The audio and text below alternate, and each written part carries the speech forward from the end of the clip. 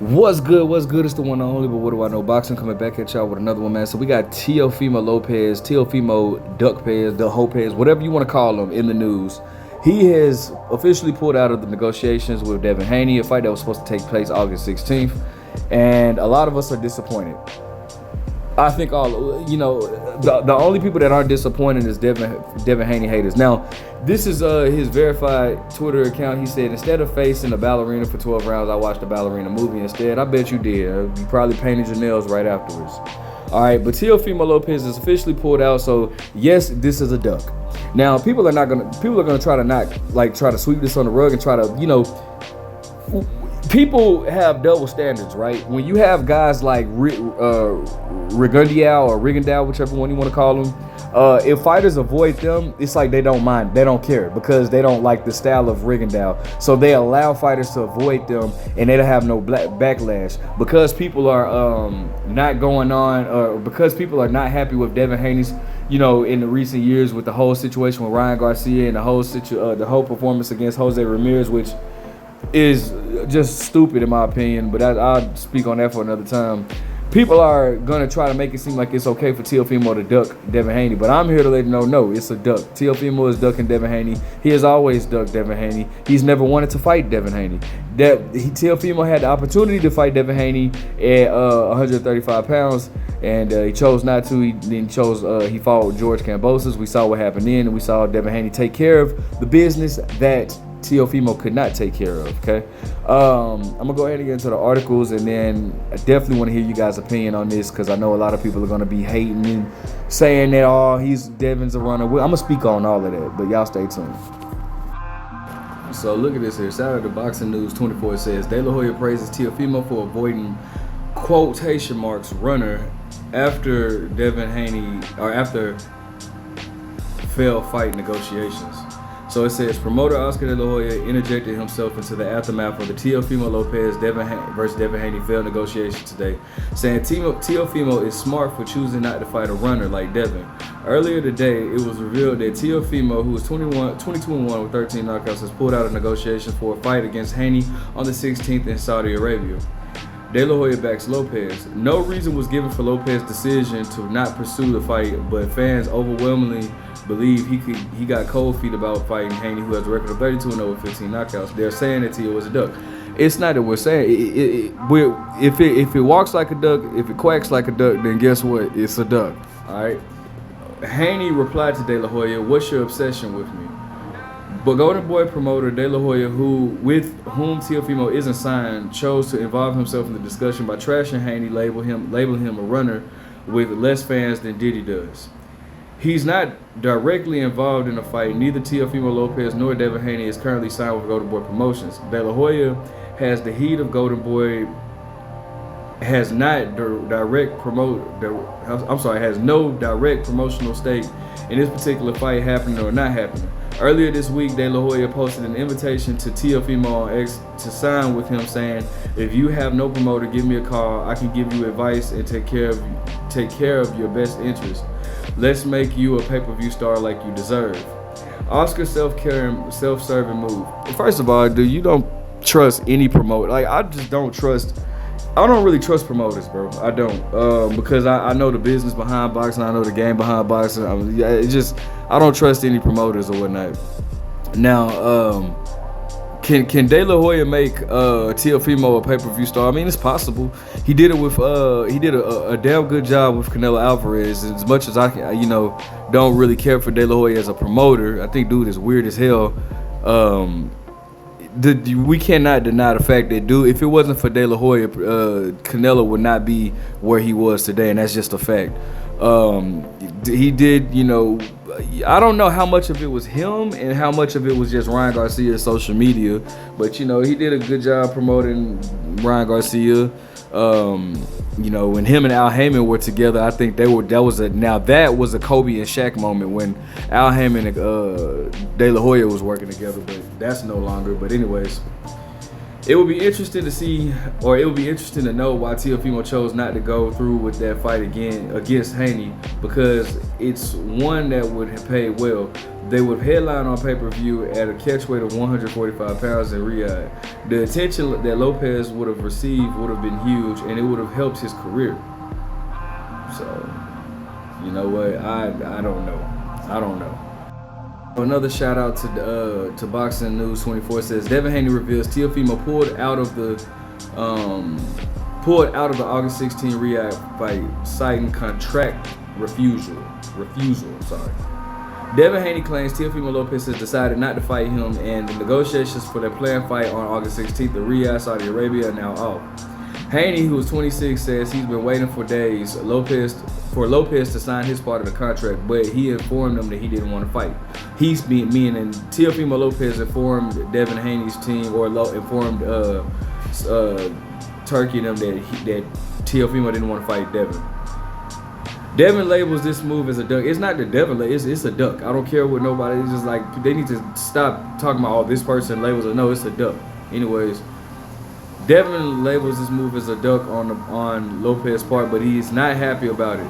This was a match that the former 2-division champion Devin Haney wanted after his previous plans to face Ryan Garcia in a rematch in October imploded after his loss to Rolando Romero on May 2nd. I did my part. We waited for days for Teo to sign his contract. He came out and said this isn't the fight that he wants to make, said Devin to Ring about the collapse of negotiations with Teofimo Lopez for their August 16 fight.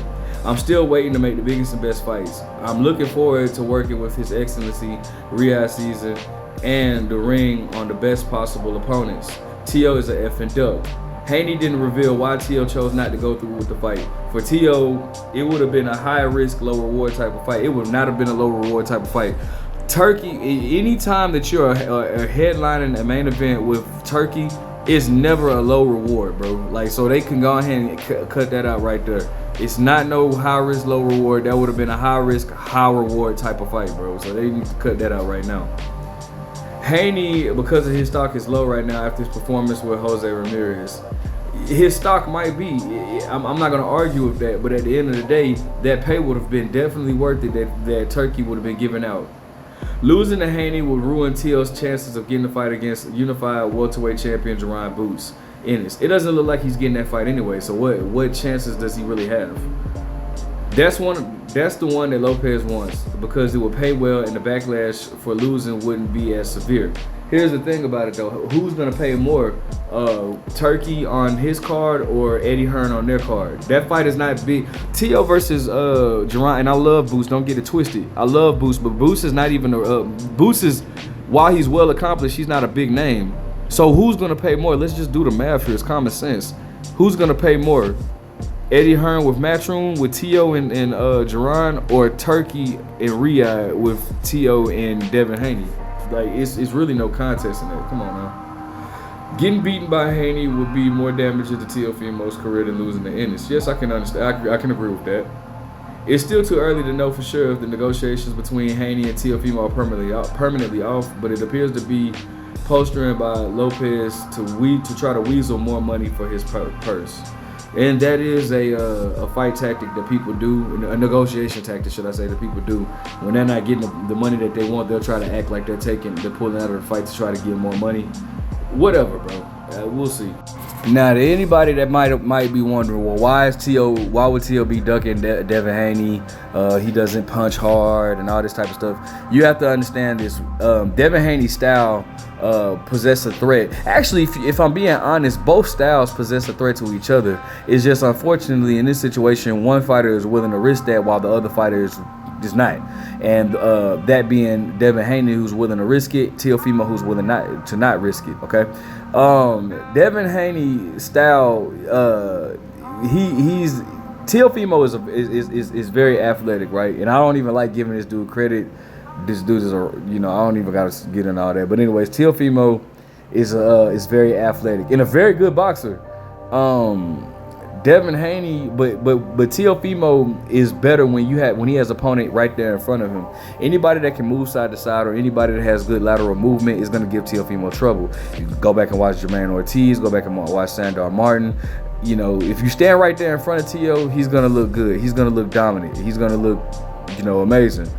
Devin Haney is not gonna give Teo that opportunity. I feel like Devin Haney will approach this fight the way he approached the Regis Prograis fight and outbox the hell out of Teofimo, which I don't see no problem with. Now, here's the thing about it though, right? People like De La Hoya who want to say, okay, I'm glad you're not fighting a runner. My whole thing is this, bro. So then that means if you are allowing this man to avoid a certain style, then you can't call yourself the best. Because the thing about it is the best is going to be able to get in there and adapt to any style that's placed in front of him. You got guys like Manny Pacquiao. Manny Pacquiao fought any style that was in front of him, bro. Whether that be somebody that's gonna stand right in front of you and come forward, like Antonio Margarito. Whether that's gonna be somebody that's flat-footed but can box, like a Miguel Cotto. Whether that's gonna be somebody that's gonna move around a lot, like Chris Algieri. A brilliant counterpuncher with a good IQ, like Floyd Mayweather. Pacquiao fought all styles in front of him. All right, you cannot call yourself the best if you cannot get in there with any style, whether that be somebody that's gonna move or like. It is what it is. Cut the ring off. Use your jab. Go to the body. You know what I'm saying? If you're the best, you have to be. Whether it's an ugly win or not, it doesn't matter, bro. If this man has a big name, you have a big name. Neither one of you are a champion above 140, so I can understand where that would come in at. But you guys have big names or whatnot, and they're offering you big money to take the fight. You got to get in there. You got to prove yourself. This is the same guy that was calling you out, Teofimo. This is the same guy that was calling you out at 135, and you want to know parts of it. So it's like, bro, at the end of the day, you can't call yourself the best. It's just as simple as that. You say you want to make the biggest and best fights, bro. Devin Haney would be a big fight. Here's the thing about it, bro. A lot of people don't like Devin Haney right now. A lot of people want to see Devin Haney lose. People will pay to see Devin Haney lose. This is your opportunity to capitalize off of that. Tank Davis had an opportunity to do it. He didn't capitalize off of it. Now you can. But, of course, you don't want to. Now fans are going to try to sweep this under the rug. No, it is a duck. Teofimo Lopez has ducked Devin Haney. And that's what it is. He's trying to fight Jaron Ennis. It's like, bro, listen, you haven't even proved yourself above 140. Like, dude.